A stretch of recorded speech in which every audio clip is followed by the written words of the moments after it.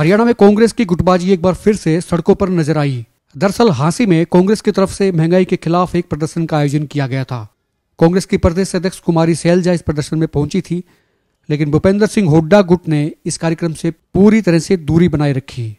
हुड्डा गुट का एक भी नेता इस प्रदर्शन में नहीं पहुंचा। हालांकि कुछ नेता ऐसे जरूर थे जो दोनों जगह जाते हैं, यानी कुमारी शैलजा के भी हाजिरी लगाते हैं और यदाकदा भूपेंद्र सिंह हुड्डा के यहाँ भी जाते हैं। इतना ही नहीं, एक नेता ने तो मंच से भी ये साफ साफ कह दिया कि कुमारी शैलजा ने लोगों का भ्रम निकाल दिया है। सबसे पहले तो मैं आपको एक मुबारकबाद देना चाहता हूँ कि कुछ लोगों का एक भ्रम था, उस भ्रम को बहन जी ने तोड़ दिया। इसके लिए आपको बहुत बहुत बधाई।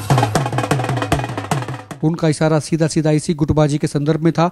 आपको पता है, एक दिन पहले ही कांग्रेस के 19 विधायक कांग्रेस मुख्यालय यानी कि एआईसीसी के दफ्तर में वेणुगोपालन से मिले थे। इन विधायकों ने हरियाणा कांग्रेस में नेतृत्व बदले जाने की मांग रखी थी और इसके अलावा और कई मांगे भी रखी गई थी कि कार्यक्रम शुरू होने से पहले ही मंच से वही बगावती तेवर, वही गुटबाजी वाले तेवर साफ नजर आए। और इसके बाद कुमारी शैलजा बैलगाड़ी पर बैठी हांसी शहर में घूमी, प्रदर्शन किया, नारे लगे। नारे खट्टर सरकार के खिलाफ भी लगे और कांग्रेस और शैलजा जिंदाबाद के भी लगे। दो बड़ी बातों का जिक्र मैं यहाँ जरूर करना चाहूंगा। प्रदर्शन चूंकि हांसी में था, लेकिन हांसी में हुए इस प्रदर्शन की भीड़ में हांसी के लोग कम नजर आए। ये क्यों कम नजर आए ये अलग विषय है, लेकिन इतना जरूर था कि हांसी से ज्यादा हिसार से लोग आए थे। और चलते चलते अब एक बार बैलगाड़ी की बात भी कर लेते हैं। कुमारी शैलजा को एक बैलगाड़ी पर बिठाया गया।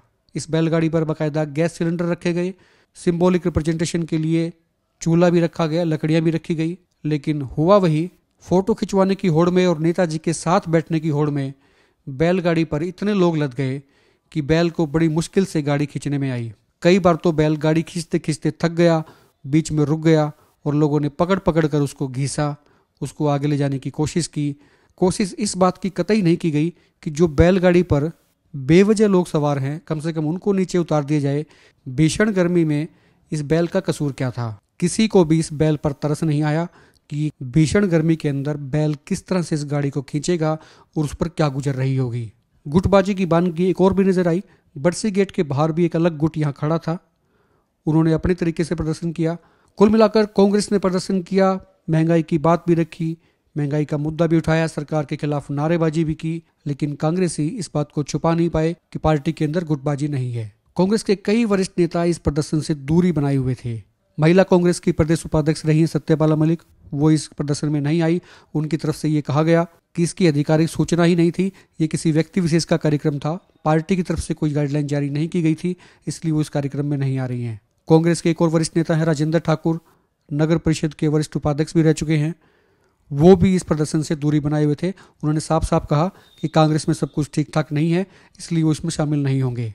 इसके अलावा हांसी नगर परिषद के पूर्व चेयरमैन प्रतिनिधि सुमन शर्मा ने भी इस प्रदर्शन से दूरी बनाए हुए थी। आप अपने कमेंट नीचे जरूर लिखें और आप बताएं कि आपको क्या लगता है कि कांग्रेस की गुटबाजी पार्टी को कहां लेके जाएगी, और आपको ये भी क्या लगता है कि बागडोर किसके हाथों में होनी चाहिए।